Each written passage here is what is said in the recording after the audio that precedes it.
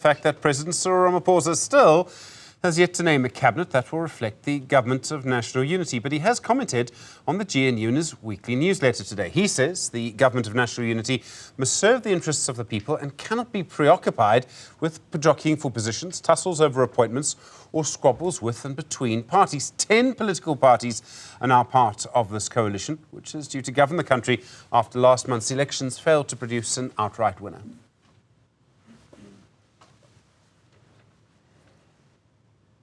Senior political reporter Ziyanda Ngcobo, following events around the cabinet. Well, it says cabinet announcement, Ziyanda. We're nowhere near close to a cabinet announcement yet.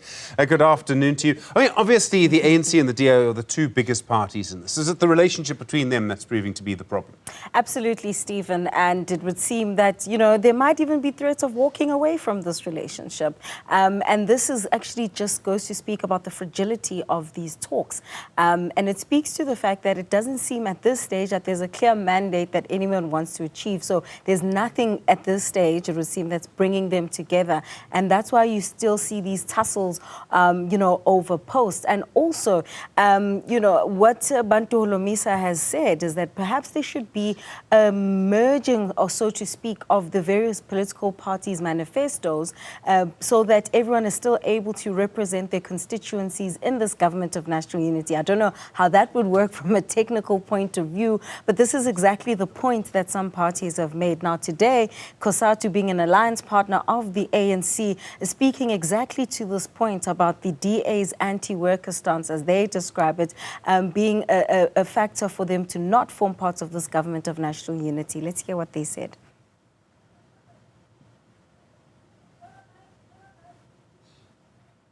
If the DA is to be part of the GNU, then it must abandon its anti-worker and anti-transformation agenda.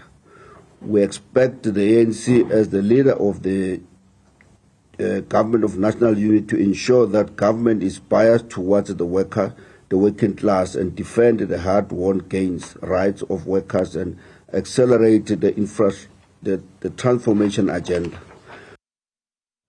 Ziyanda, this was always going to be difficult for COSATU and, to an extent, for the SACP, but probably more COSATU, because it really does sort of pit the idea of workers, in inverted commas, against, again, in inverted commas, employers. Yeah, and just imagine, Stephen, if the discussions around the fact that the DA could get public service and administration, how complicated that relationship would be. If you remember, that I think it was 3 years, the deadlock over the 3-year wage deal is anything to go by.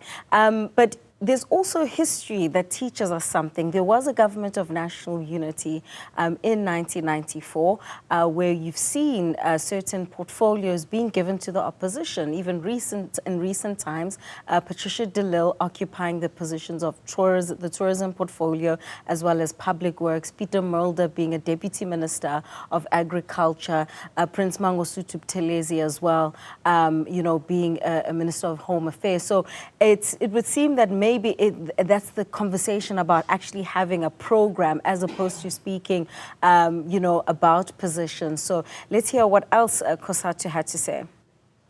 COSATU remains deeply opposed to the new liberal policies of the Democratic Alliance. The DA has a history of opposing all labor reforms seeking to improve the lives of workers. Its tendency to harbor the unprecedented racists such as Ronald House and Ian Cameron within its ranks adds insult to injuries. We call on National Prosecution Authority to criminally charge House for his racist utterances. Ziyanda, it's so interesting watching COSATU. The SACP have been speaking about this over the last few days as well.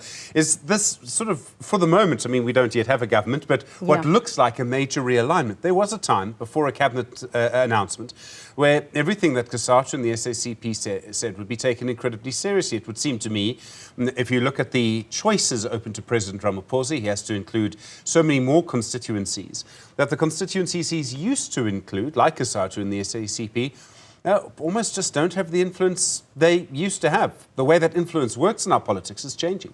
Absolutely, Stephen. So let's start off with the fact that it's unlikely that the president is going to cut this cabinet, given how discussions are taking place. But as you've mentioned, more constituencies need to be taken into consideration. And if you look at who didn't even make it, Tula Singlesi is one of those who didn't make it onto the list. The president only has leeway for 2 people who aren't members of parliament to become, to be onboarded onto his cabinet.